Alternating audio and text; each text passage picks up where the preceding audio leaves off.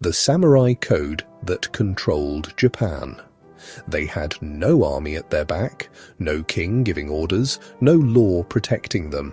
And yet, they were the most feared men in Japan, not because of their swords, because of a code so deeply embedded in their minds, that breaking it wasn't just shameful. It was unthinkable. This is Bushido, the code that rewired an entire civilization, and what it did to Japan, it's still doing to the world. What is Bushido? Most people think Bushido is about sword fighting. Wrong. Bushido, the way of the warrior, is a psychological operating system. 8 principles, hard-coded into every samurai from childhood. Righteousness, courage, compassion, respect, honesty, honor, loyalty, self-control. But here's what no one tells you. Bushido wasn't written down until the 1600s. For centuries, it existed only in practice, passed from master to student, father to son. No manual, no scripture, just behavior. And that's exactly what made it so powerful and so dangerous. The control mechanism. Japan's ruling class had a problem. Samurai were the most lethal men alive, trained killers, loyal to individual warlords, not to the state. That's a powder keg. Bushido was the solution. The Tokugawa shogunate, the dynasty that unified Japan in 1603, didn't just use swords to control samurai, they used shame. Under Bushido, a samurai who disobeyed his lord didn't just lose his job. He lost his identity, his family's honor, his lineage's name. The code made loyalty non-negotiable, not through punishment, through internalization.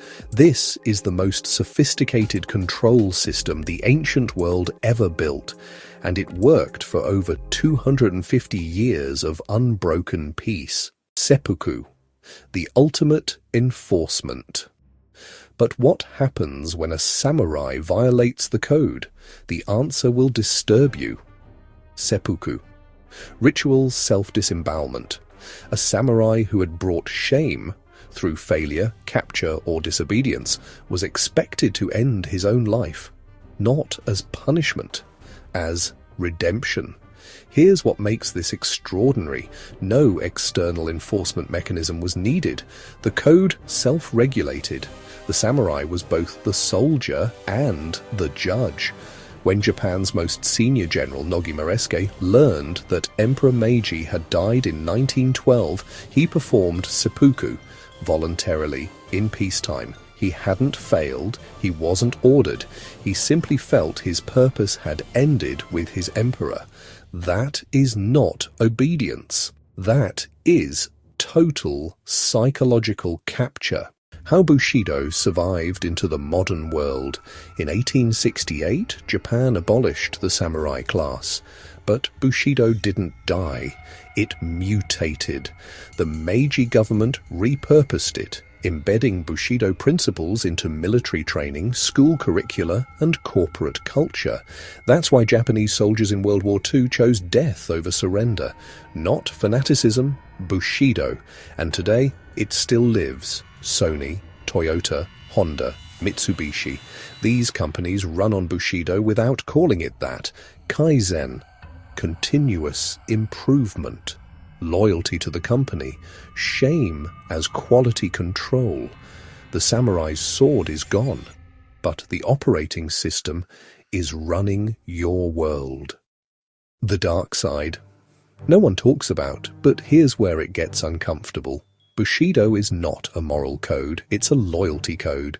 A samurai's primary virtue wasn't justice, it was obedience to his lord, ethical or not.